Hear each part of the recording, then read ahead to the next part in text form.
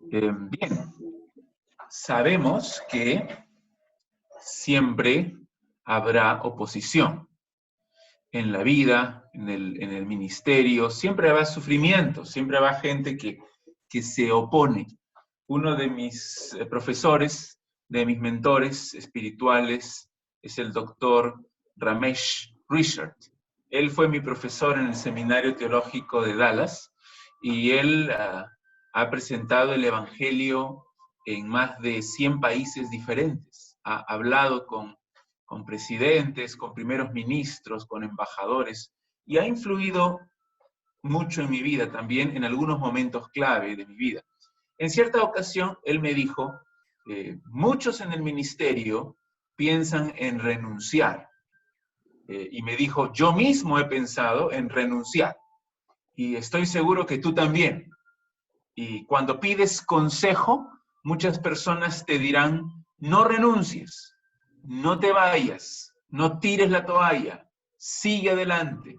Pero estas fueron sus palabras. Él me dijo así, pero yo te digo, renuncia, renuncia, tira la toalla.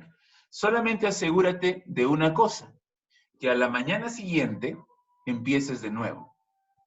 Lo que él quería decirme en esa oportunidad es que en la vida y en el ministerio cristiano siempre hay una serie de nuevos comienzos. Sí va a haber desánimo, sí va a haber momentos difíciles, sí va a haber oposición, pero hay que seguir adelante, hay que permanecer firmes. Mañana es otro día. Siempre hay nuevos comienzos. Esta semana, mientras estaba revisando este pasaje que nos toca hoy día en Filipenses, me asombraba de lo bueno que es Dios, de lo soberano y bueno que es Dios. Porque este es un texto que nos anima a seguir adelante, que nos anima a perseverar en la fe. Mi propósito con esta lección es muy sencilla y muy específico, que nuestra iglesia y que cada uno de nosotros continúe viviendo para Cristo, que perseveremos en nuestra fe, que vivamos de una forma digna del Evangelio, que obedezcamos su palabra a pesar de la oposición. Así que vamos a leer este texto que tenemos aquí enfrente en Filipenses 1 y leamos por favor del 27 al 30. Filipenses 1, del 27 al 30. Dice, solamente que os comportéis como es digno del Evangelio de Cristo, para que, o sea que vaya a veros, o que esté ausente, oiga de vosotros que estáis firmes en un mismo espíritu, combatiendo unánimes por la fe del Evangelio. Y en nada intimidados por los que se oponen, que para ellos ciertamente es indicio de perdición, mas para vosotros de salvación, y esto de Dios.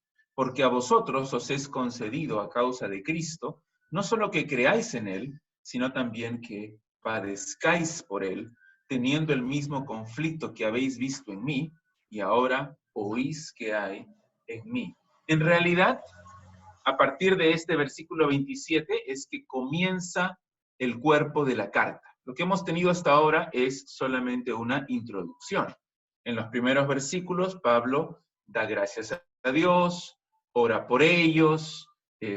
Luego, a partir del versículo 12, estamos hablando del capítulo 1, del versículo 12, él les cuenta, les informa acerca de su vida, cuál es su situación en la cárcel, cómo hay algunas personas que están predicando a Cristo para añadir malestar, aflicción a sus prisiones, y al mismo tiempo les expresa sus sentimientos, les dice que tiene un gozo profundo en sus circunstancias, le dice que su confianza está absoluta en el Señor, y les dice también que su vida es Cristo.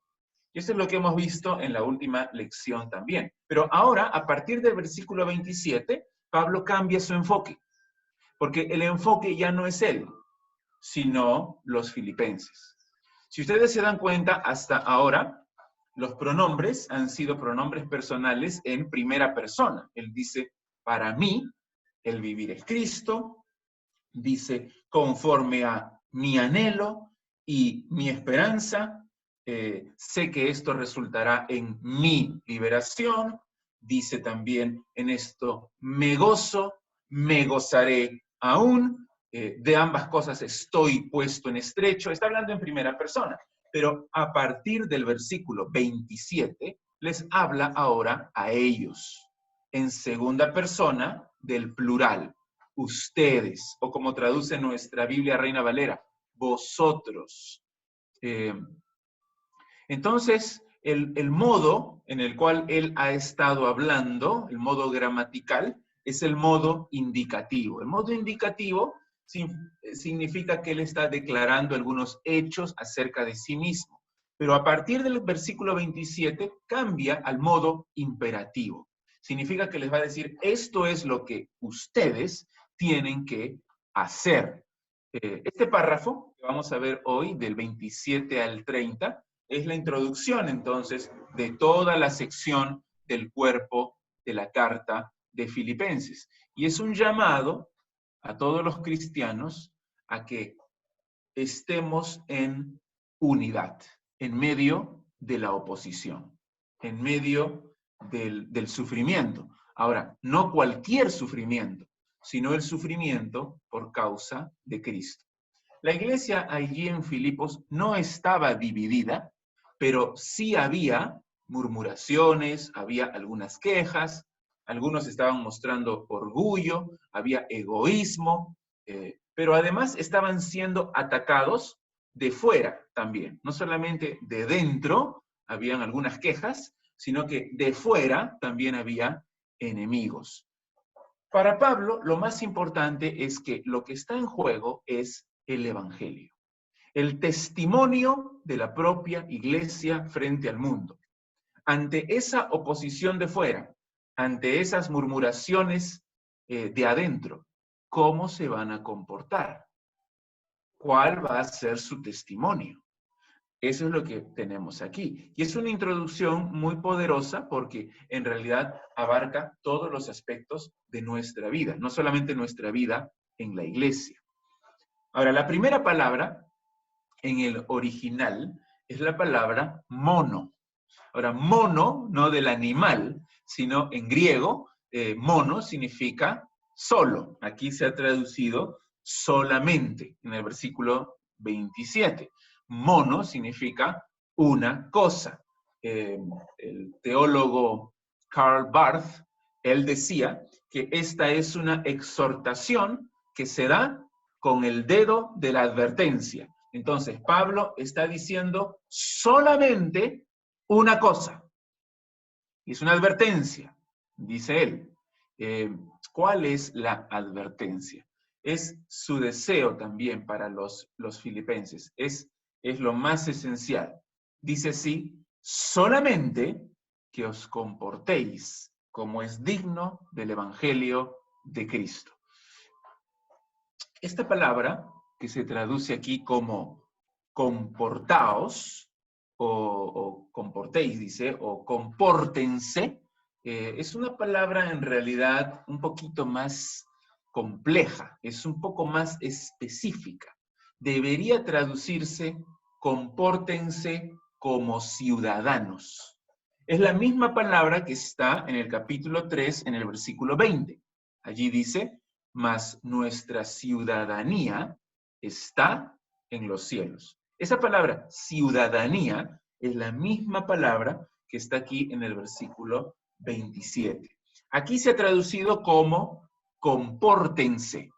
Estaba buscando en las traducciones en castellano si había alguna traducción que daba la idea original y solamente encontré una, que es la Nueva Traducción Viviente. Ahora, no es tan buena traducción, pero en este versículo sí nos dan la idea, porque lo que ellos dicen en este versículo 27, la Nueva Traducción Viviente lo traduce así.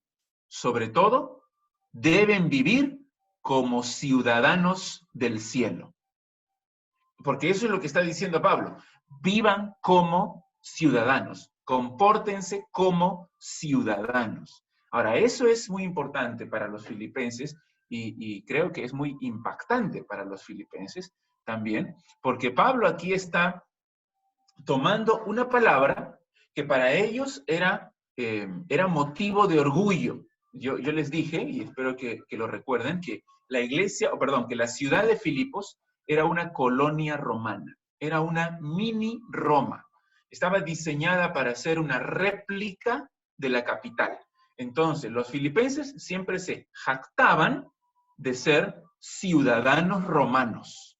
Y este estatus de ser ciudadanos romanos se lo habían ganado por haber sido muy fieles al emperador siempre. Pero Pablo les está exhortando ahora, compórtense como ciudadanos. Una cosa les digo, una cosa les advierto, compórtense como ciudadanos. Ahora, la idea aquí no es que se comporten como ciudadanos romanos, sino que se comporten como lo que son realmente ciudadanos del cielo. ¿Y cómo es eso? ¿Cómo nos comportamos aquí en este mundo en el cual vivimos como ciudadanos del cielo? Yo creo que la segunda frase lo explica. Dice allí, solamente que os comportéis como ciudadanos, como es digno del Evangelio de Cristo. En otras palabras, ustedes se jactan de ser ciudadanos romanos, ustedes son fieles al emperador, pero yo les digo, más bien, sean fieles a su único Señor, que es el Señor Jesucristo, y vivan de acuerdo a las buenas noticias, ese es el Evangelio, las buenas noticias de que su Rey, el Señor Jesucristo, ha muerto por sus pecados, ha resucitado al tercer día y hoy está exaltado en los cielos. No se jacten de su ciudadanía terrenal, jáctense más bien de su ciudadanía celestial y compórtense de acuerdo a ella. ¿Qué significa? Que nos comportemos como súbditos del Señor Jesucristo. Ahora, eso no quiere decir que no cumplan con sus responsabilidades terrenales. Hay algunas sectas, tal vez una de las más conocidas son los testigos de Jehová, que dicen que no cumplas con tus responsabilidades terrenales porque solamente tenemos un Dios, que es Jehová, así que tú no tienes por qué hacer el servicio militar, tú no tienes por qué someterte a estas autoridades terrenales, pero eso no es lo que está diciendo aquí el apóstol Pablo. Está diciendo que nuestra conducta tiene que reflejar amor por Cristo por encima de cualquier otra cosa. Si lo queremos parafrasear un poco, Pablo está diciendo, vivan en la colonia romana de Filipos como si fueran ciudadanos del cielo, como súbditos de Jesucristo, dignos del Señor Jesucristo. Y así como Filipos era una colonia de Roma, la iglesia en Filipos, entonces era una colonia del cielo en Filipos. Y cada miembro de esa iglesia en Filipos debía comportarse de acuerdo a su ciudadanía celestial. Nosotros, de la misma manera, somos ciudadanos del cielo si es que hemos creído en el Señor Jesucristo. Y aunque aquí en la tierra seamos peruanos, norteamericanos, venezolanos, colombianos, nuestra principal lealtad es al Señor Jesucristo. Vivir como es digno del Evangelio significa que, entonces, el Evangelio no solamente es la forma como nosotros entramos en el reino de Dios. Algunos piensan, para ir al cielo, tú tienes que creer el Evangelio. Y una vez que crees el Evangelio y ya eres ciudadano del cielo, te olvidas del Evangelio. Pero no es lo que dice Pablo. No es solamente la puerta de entrada al cielo, sino que es toda la esfera en la cual vivimos nuestra vida cristiana. Vivimos siempre, y así debemos hacerlo, de acuerdo al evangelio que hemos creído. El comentarista, gran comentarista Gordon Fee, él dice así: vivir de acuerdo al evangelio es que los filipenses tenían que darse cuenta que el egoísmo, la vanagloria, las quejas, las peleas, no son un reflejo de su ciudadanía celestial. ¿Qué es un reflejo de nuestra ciudadanía celestial? Ser como Cristo, amar a los demás, sacrificarnos por los demás. Lo que algunos estaban haciendo en Filipos no era digno de Cristo, por el contrario, Más bien, creo yo, una actitud humilde como la actitud de Cristo, de servicio como Cristo. Esa es la actitud del Señor Jesús.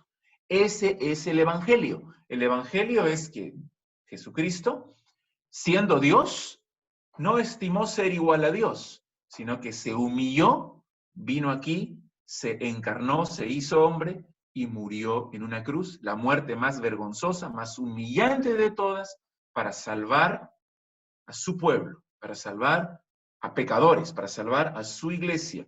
Y esa es la actitud con la cual nosotros debemos vivir. Eso significa vivir como es digno del Evangelio.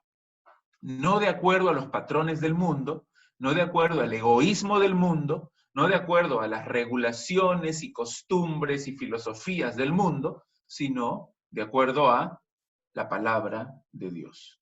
Entonces, Pablo sabe que él será liberado de la cárcel, eso vimos en la última lección, pero él quiere saber pronto acerca de la situación de los filipenses y por eso les dice, fíjense el versículo 27, dice, solamente hay una cosa, compórtense como es digno del Evangelio de Cristo, para que, o sea que vaya a veros, o que esté ausente, oiga de vosotros que estáis firmes en un mismo espíritu.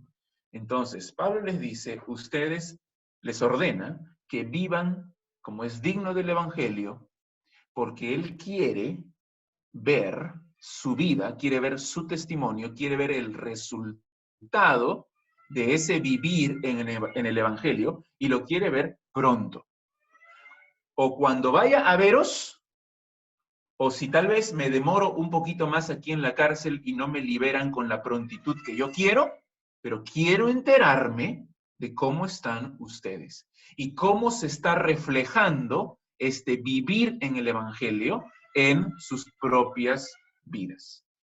La pregunta entonces aquí en este texto que estamos leyendo es, ¿cómo mostramos una vida digna del Evangelio de Jesucristo?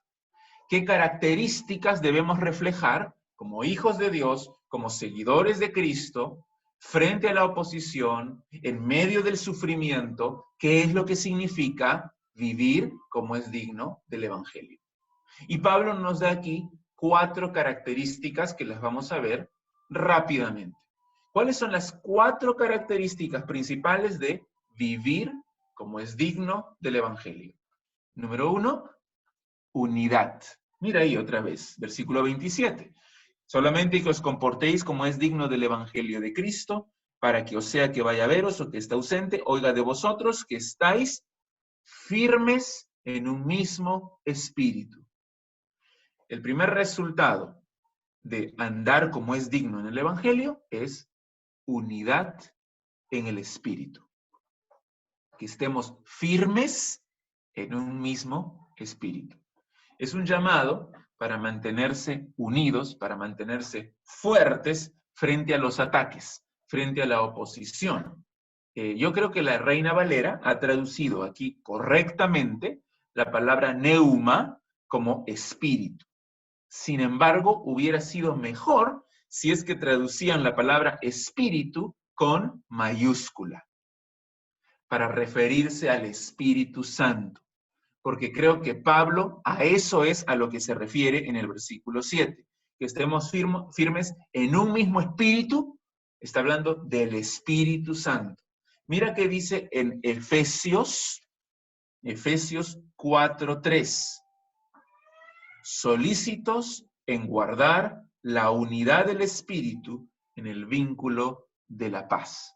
Pablo está diciendo, yo quiero que ustedes permanezcan unidos, firmes, en el mismo Espíritu Santo. La imagen es la imagen de un ejército, del pueblo de Dios, unido.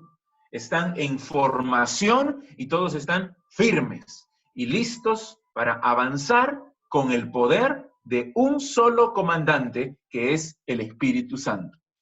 Y así van a enfrentar al enemigo. Yo sé que en la iglesia todos tenemos nuestras particularidades, todos somos diferentes en muchas cosas, pero Dios nos ha hecho un pueblo, nos ha unido. ¿Cómo? Por medio de su Espíritu, Él ha formado un cuerpo, que es el cuerpo local que está en La Molina, específicamente en la capilla. Así que, en primer lugar, unidad en el Espíritu. Así se manifiesta un andar digno del Evangelio. En segundo lugar, pelea por la fe del Evangelio. Pelea por la fe del Evangelio. Mira otra vez, dice ahí que estéis firmes en un mismo espíritu, y luego dice, combatiendo unánimes por la fe del Evangelio. Por eso le puse pelea o combate. No solamente tenemos que permanecer firmes en el espíritu, guardando la unidad del cuerpo, del ejército de Dios, sino que también tenemos que combatir, tenemos que pelear. Y peleamos unánimes. Y peleamos defendiendo la fe del Evangelio. Yo creo que a Pablo le gustaban mucho las imágenes militares. Aquí el énfasis entonces es en la unidad, pero también en luchar juntos, codo a codo. Peleamos con una misma mente, con un mismo propósito, con un mismo enfoque, por la fe del Evangelio. Las buenas noticias de Jesucristo nos han salvado, nos han transformado, ahora somos hijos de Dios. Por lo tanto, debemos luchar por esta fe que ahora tenemos. Debemos perseverar en esta doctrina del Evangelio de Jesucristo. La Biblia, que es este libro que nosotros tenemos, es una verdad objetiva. Cuando digo que es una verdad objetiva, significa que es una verdad que está fuera de mí. La Biblia no se convierte en verdad cuando yo la leo. La Biblia es verdad siempre. La crea o no la crea, pero la Biblia es verdad. Uno de los principales deseos de Satanás es producir una división en la iglesia. Es producir una fractura en el cuerpo de Cristo.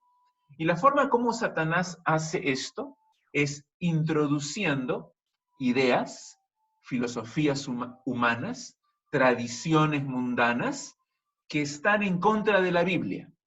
Y la gente se pelea en la iglesia por esas cosas secundarias, por esas cosas que son superficiales, como si fueran muy importantes, y la iglesia se divide. Por ejemplo, se dividen por cómo debemos vestirnos en la iglesia. O se dividen por qué traducción de la Biblia debemos seguir. O se dividen por qué tipo de música debemos tener. ¿Cuál es la que más le agrada a Dios? Entonces, por estas cositas se divide la iglesia, pero Pablo dice aquí, no quiero que ustedes vayan a pelear por cosas sin importancia, sino que se mantengan unidos y todos batallando por aquello que vale la pena pelear, que es el Evangelio. Si una iglesia se divide por defender el Evangelio y se van aquellos que están en contra del Evangelio, entonces es algo bueno para esa iglesia. Pero si se divide por cosas superficiales, tal como les he mencionado, entonces eso es de Satanás. Lo que es verdaderamente esencial es el Evangelio. Y eso significa, ¿quién es Cristo? Él es Dios, la muerte de Cristo en la cruz, su resurrección corporal, la fe, el arrepentimiento, no somos salvos por obras. Esa es la fe del Evangelio que nos une. Y por eso, cuando leemos el reglamento de nuestra iglesia, la parte más importante del reglamento de la iglesia es la declaración de fe. A veces lo pasamos por alto, pero nuestra declaración de fe, ¿qué es lo que creemos en el Evangelio? Aquello por lo cual vale la pena pelear. Que Cristo es Dios, que murió por nuestros pecados, que resucitó al tercer día y que lo hizo corporalmente, que vendrá por segunda vez, que solo es por fe y arrepentimiento, que somos salvos no por obras.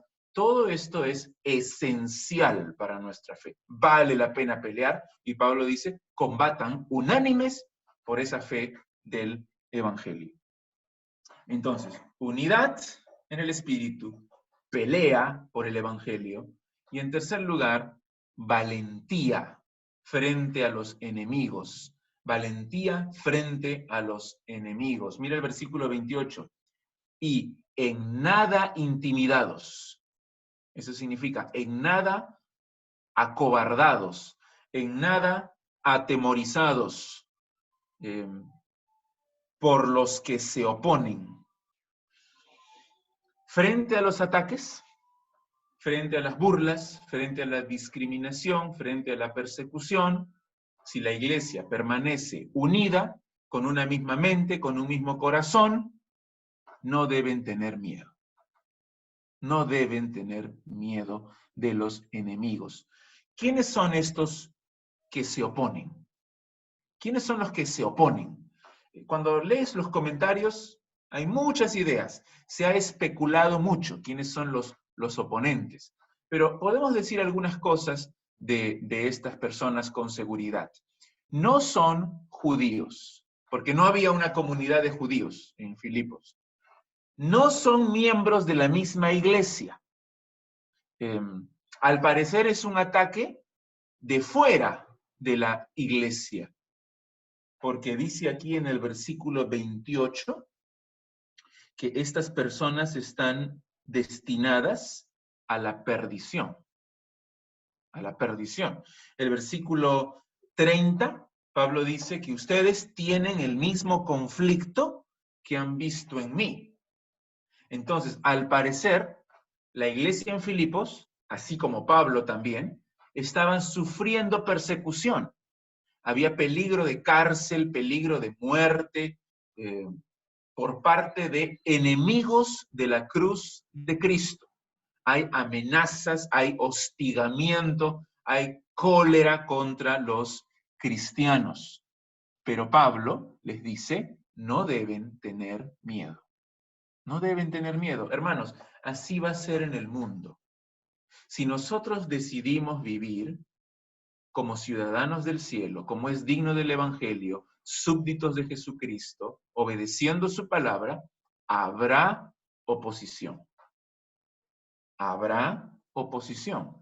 Habrá sufrimiento. Pablo dice que en nada debemos estar intimidados, acobardados por los que se oponen. Como dice Lutero, en ese himno que cantamos a veces en la iglesia, Castillo fuerte es nuestro Dios, la tercera estrofa dice, y si demonios 1000 están prontos a devorarnos, no temeremos porque Dios sabrá cómo ampararnos.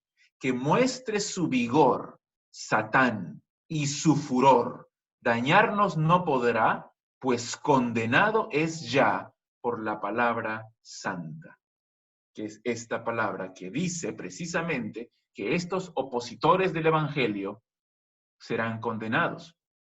Pablo cree que este punto es algo muy importante y por eso él extiende un poquito y habla de el destino de los opositores y el destino de los creyentes. Mira el versículo 28, que para ellos su oposición, su ataque al Evangelio, para ellos ciertamente es indicio, es evidencia de perdición, que se van a condenar. Pero para los creyentes, el hecho de perseverar en la fe, de no tener miedo a la oposición, dice, es indicio de salvación, de que somos verdaderamente hijos de Dios. Y la última frase, y esto de Dios. Algunos creen que cuando Pablo dice esto es de Dios, se refiere solo a la salvación, porque ahí habla de la salvación. Pero antes de eso, habló de la perdición. A mí me parece que se refiere a ambos. La primera palabra y la última palabra siempre la tiene Dios, en cuanto a la salvación y en cuanto a la condenación. Así que Pablo en pocas palabras está diciendo, no tengan miedo, porque al final Dios gana. No tengan miedo porque al final Dios gana. Los que han creído en Él se irán y gozarán para siempre con Él. Y los que se opusieron y rechazaron su evangelio serán condenados para siempre. Y lo último es la cuarta característica de vivir como es digno del evangelio, sufrimiento. Pero no cualquier sufrimiento. Sufrimiento por la gracia de Dios. ¿Estamos sufriendo ahora? Bueno, algunos están sufriendo, han perdido el trabajo, otros están enfermos, hay cosas que están pasando que son realmente difíciles en el ámbito económico, social, familiar, de la salud. Pero Pablo no está hablando de ese tipo de sufrimiento, porque todos, incrédulos y creyentes, estamos sufriendo esto mismo, esta pandemia. Pablo está hablando aquí de un tipo de sufrimiento que solamente tienen los hijos de Dios. Sufrir por Cristo, sufrir por predicar el Evangelio, sufrir por vivir como es digno del Evangelio. Ese es un sufrimiento por la gracia de Dios. Mira, terminamos ayer en el versículo 29, porque a vosotros os es concedido, ahí está la gracia de Dios. A los creyentes les es dado gratuitamente, se les ha otorgado a causa de Cristo, no solo que creáis en Él. ¿Tú das gracias por tu salvación en Cristo? Hay que dar gracias todos los días y por toda la eternidad. Dice aquí que la gracia de Cristo se ha manifestado cuando nos dio su salvación. Pero no solamente se nos ha dado la salvación, sino también se nos ha concedido, dice, que padezcamos por Él, que padezcamos por Él. Ahora, dar gracias por el sufrimiento que tenemos por causa de Cristo, eso es más difícil. Pero te lo digo en otras palabras. Hijo de Dios, cristiano, el plan de Dios para ti es que sufras por causa de Cristo. El propósito de Dios para tu vida no incluye solamente tu salvación, sino también tu sufrimiento por su causa mientras estés en esta tierra. No estoy hablando de un sufrimiento extremo, no quiere decir que vamos a ser perseguidos como en algunos países musulmanes y que vamos a ser martirizados y vamos a ser torturados como está ocurriendo en algunas partes del mundo. Bueno, no sabemos, tal vez sí en el futuro, pero significa que siempre habrá oposición, siempre habrá discriminación. Ahora, este no es un consuelo para cualquier tipo de sufrimiento. Este es un consuelo para el sufrimiento que viene como consecuencia de vivir para Cristo. Si tú estás estás sufriendo por vivir para Cristo, entonces eres bienaventurado, dice Pedro. Entonces hay un consuelo para ti. Esto es de la gracia de Dios.